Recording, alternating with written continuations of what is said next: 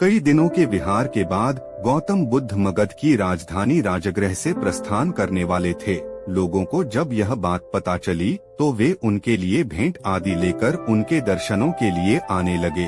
अपने शिष्यों के साथ बैठे बुद्ध लोगों के द्वारा दिए गए भेंट को स्वीकार कर रहे थे।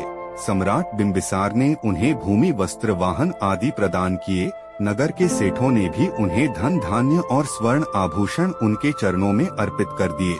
सभी के दान को स्वीकार करने के लिए बुद्ध अपना दायां हाथ उठाकर अपनी स्वीकृति देते थे। भीड़ में एक वृद्ध महिला भी थी। वह गौतम बुद्ध से बोली, भगवान, मैं बहुत निर्धन हूँ। मेरे पास आपको देने के लिए कुछ भी नहीं है।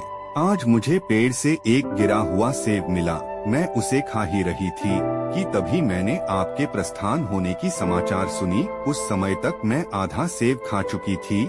मैं भी आपके श्री चरणों में कुछ अर्पित करना चाहती हूँ, लेकिन मेरे पास इस आधे खाए हुए सेब के अलावा और कुछ भी नहीं है। इसलिए मैं आपको यही भेंट करना चाहती हूँ। कृपया आप मेरी भेंट स्वीकार करें।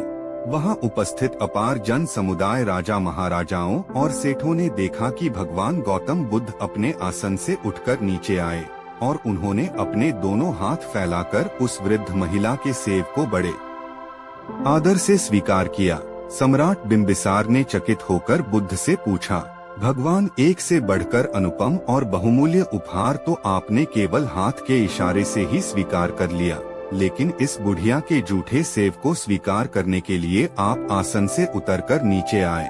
इसमें ऐसी कौन सी विशेषता है? यह सुनने के बाद गौतम बुद्ध मुस्कुराते हुए बोले, इस वृद्धा ने मुझे अपनी समस्त पूंजी दे दी है। आप लोगों ने मुझे जो कुछ भी दिया है वह तो आपकी संपत्ति का मात्र एक छोटा सा हिस्सा है, और इसके बदले में आपने दान करने का अहंकार भी अपने मन में रखा हुआ है।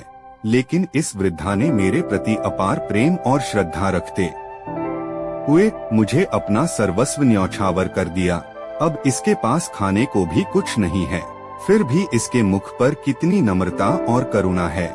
इसलिए इस वृद्ध महिला का दान आप सभी लोगों के द्वारा दिए गए दानों में सर्वश्रेष्ठ है। समाज में अधिकतर लोग दान केवल इसलिए करते हैं ताकि उनको दान करने के लिए तारीफ मिले, पुण्य मिले और उनके अंदर बड़े और धनवान होने का जो अभिमान है उसे संतुष्टि मिल सके। जबकि सच्चे अर्थों में दान वह कहलाता है जो अभिमान रहित होकर दूसरों की मदद के लिए किया गया हो।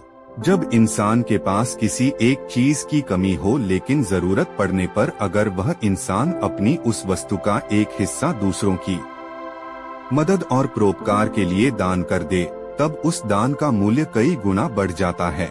क्योंकि अतिरिक्त पड़ी हुई वस्तु का बंटवारा दान नहीं कहलाता, जबकि वो वस्तुएं जिनकी आपको भी जरूरत है और वे आपके पास सीमित मात्रा में हैं, लेकिन तब भी आप उन्हें दूसरों की मदद के लिए प्रस्तुत करते हैं, तो आप सही अर्थों में एक दानी व्यक्ति हैं।